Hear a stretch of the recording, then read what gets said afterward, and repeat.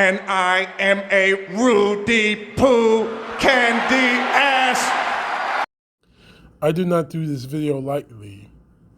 Calling somebody a candy ass who lost her husband in the act of political violence, you're going to question why I'm doing this, and you wouldn't be wrong to question me. But I hope this video will answer those questions. But Erika Kirk is a candy ass, in my view. Now, I'm going to make this very clear, as I did before. I am not celebrating the death of Charlie Kirk. I never have, and I never will. In fact, I've spoken out about what happened to him. Political violence in this country needs to stop. On both sides. Republican, Democrat, left, right, red, blue, it doesn't matter. It all has to stop. But here's the thing that a lot of people are not paying attention to or even caring. The main people that are pushing political violence have been Donald Trump and his supporters. And unfortunately, one of those supporters was Charlie Kirk.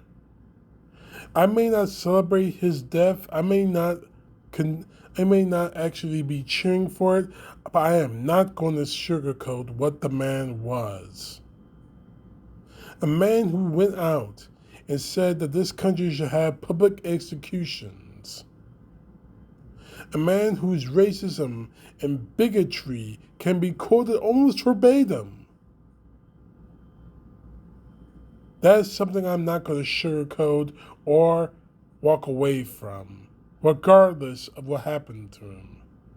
And the more the right wing, the MAGA, the Republican Party want to somehow wash Charlie Kirk, the more and more I am going to hit them with reality. That leads me to Erika Kirk. While I have sympathy for what she and her family are going through, losing Charlie Kirk in the way that he was murdered in public, I've said before, a person should lose their money. They should lose their platform when they spout the kind of racist bigotry that Charlie Kirk was transmitting. They should not lose their lives. But now, Erika Kirk, as much as I want to say that she is processing everything she went through, she is not acting like a grieving widow.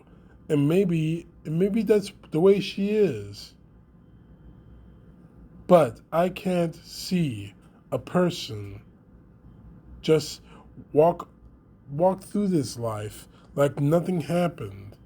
It continues, and what's really bothering me is continuing the same kind of hatred that her husband trafficked in.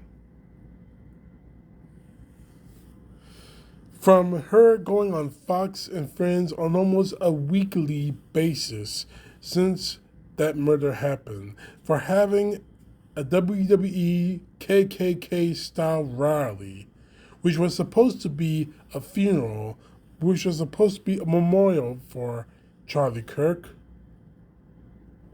devolving into a Klan rally, devolving into a MAGA rally, and her grifting off her husband's memory. Now, I'm not going to lowball her by saying that something's wrong with the woman because of her eyes, because of how she looks. I'm not going to do that, although there is something definitely wrong with this woman. But the way she is, I tend to look at the actions of people. and her actions have been abysmal. Case in point, on December 13th, 2025, CBS News had a town hall with Erika Kirk. Audiences were asking her questions, and she was doing everything she can to dodge questions about direct quotes that Charlie Kirk actually said. From him mocking the death of George Floyd, from him calling for public executions. But one of the moments of that town hall that really resonated with me is that when the last person who was trying to ask Charlie Kirk a question in Utah where he was murdered asked the same question of Erika Kirk. Take a listen. Erika, as you know, the last person that Charlie ever spoke to was a Utah Valley student named Hunter Kozak. He was asking Charlie a question that day when he was shot, and he's here tonight, and he wants to ask you a question. Hi there. Erika, I want to tell you how much I appreciate your calls for peace and unity, and I'm likewise horrified by the people in my so-called camp who were cheering about Charlie's murder. I believe that they stoke the flames of violence. But even worse is when powerful, influential people on either side of the aisle stoke the flames. When they do it, the flames can become an inferno. And this leads me to Donald Trump, the most powerful and influential person on earth, who has more responsibility than anyone else to put the flames out. Just last month, President Trump called on 6 Democratic lawmakers to be tried for sedition, which he clarified was punishable by death. He then reposted a simple message: hang them. I think that you've been making strides to bring peace to our country, and that turning point has been asking Democrats to decry the individuals who cheer for violence. I have and will continue to decry them.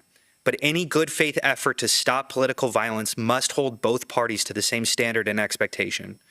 So in that spirit, will you condemn the violent rhetoric of Donald Trump, the most powerful and influential person on earth? I appreciate your question. You know my heart. Why would I ever say, yes, go murder people? This is so much deeper than just one. I understand your sentiment. I do. But this is also so much deeper than just one person. This starts at the home, okay? This starts with family. This starts with a seed that grows and grows. You can choose to have evil in your heart, or you can choose to have light. What you consume and what you absorb from the outside world will manifest itself. No, I will never agree with political violence. My husband is a victim of it. I'm a victim of it.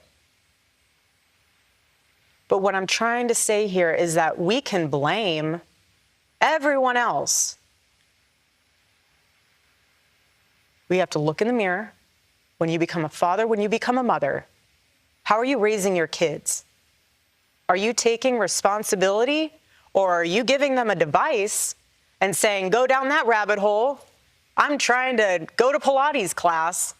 You can just sit in the corner and look at your iPad or look at your phone and go down that rabbit hole and see what you can learn from that instead of being a parent.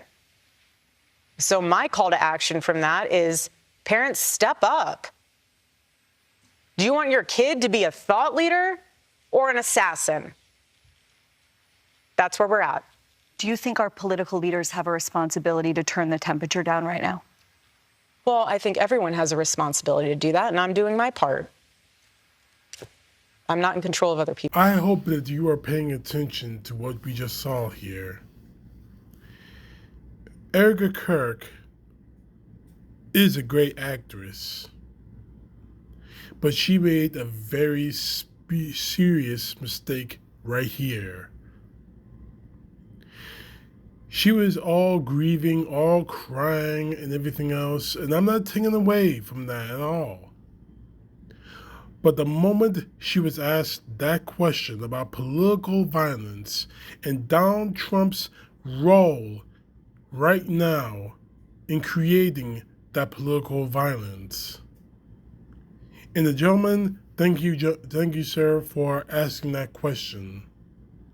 He gave examples as to what Donald Trump did, starting with the 6 Democratic senators and congressmen who made the video to the U.S. military and Trump's reaction to it, which included a reposting of a truth on Truth Social saying, "Hang them."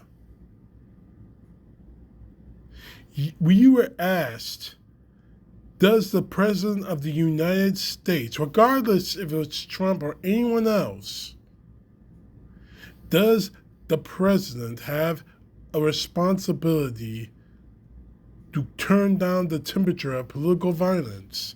And you did everything you could not to answer that question.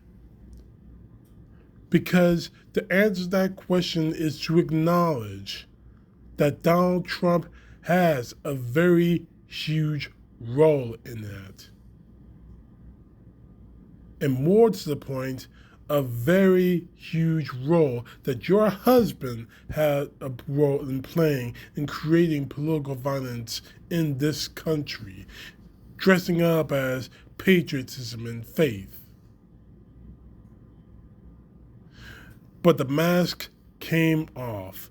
The mask of grief and sadness came off, and all we saw was that of anger and trying to cover for Donald Trump and the rest of his regime. And I'll give you full marks on one thing, Erika. You're absolutely right.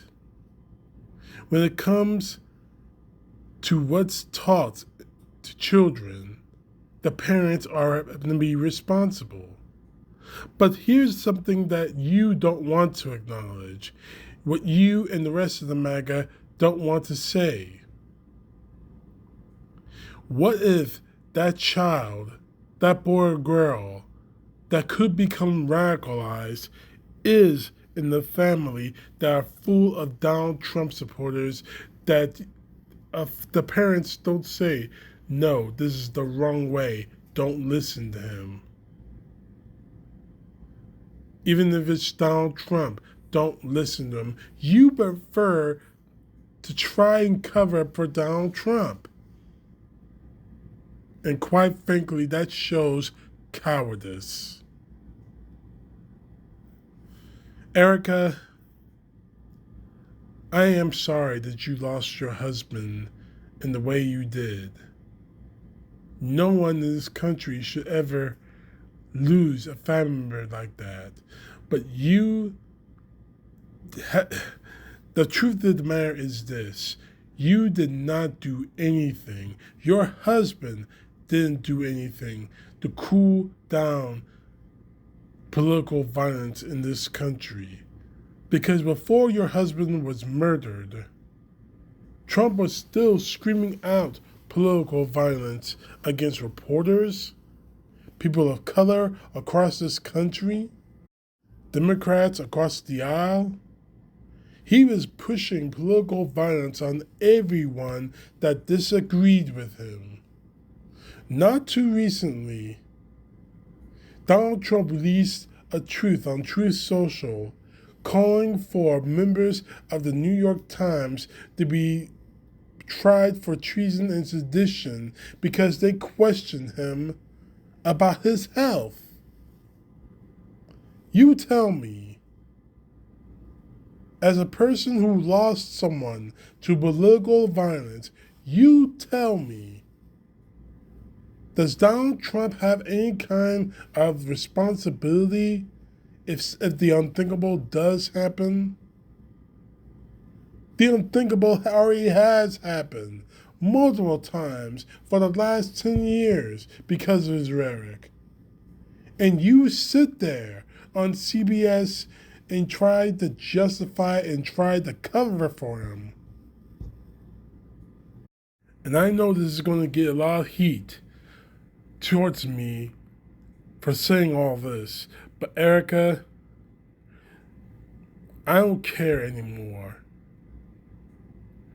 You are nothing more than a grifter, using your husband's death to make money. For you to not acknowledge that Donald Trump is one of the main people pushing for political violence in this country shows you to be a bought woman. You can't say anything against him because the chances are you'll lose your paycheck. You'll lose his endorsement. And the MAGA will turn against you just the way they turned against Mary Jean Taylor Greene. That shows cowardice, in my view. You are a grifter, you are a coward, and you are, I swear to the Lord of Hosts, you are nothing more than a Rudy Poo candy ass.